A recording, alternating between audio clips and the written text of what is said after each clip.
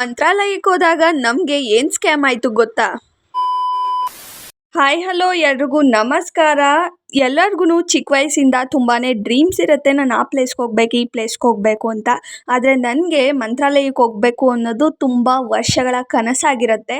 ಯಾಕಂದರೆ ರಾಘವೇಂದ್ರ ಸ್ವಾಮಿ ಅವ್ರನ್ನ ನಾನು ಚಿಕ್ಕ ಹುಡುಗಿಯಿಂದನೂ ಪೂಜಿಸ್ತಾ ಆರಾಧಿಸ್ತಾ ಬಂದಿದ್ದೀನಿ. ನಾವು ಅಂದ್ಕೊಂಡಿರೋ ಜಾಗಕ್ಕೆ ಹೋಗ್ತೀವಲ್ಲ, ಅವಾಗಾಗೋ ಖುಷಿ ಸಂತೋಷ ದುಃಖ ಎಲ್ಲ ಒಟ್ಟೊಟ್ಟಿಗೆ ಬರ್ತಾ ಇರುತ್ತೆ. ಆ ವೈಬು ಖಂಡಿತ ನಾನು ಎಕ್ಸ್ಪ್ಲೈನ್ ಮಾಡೋದಕ್ಕೆ ಆಗಲ್ಲ.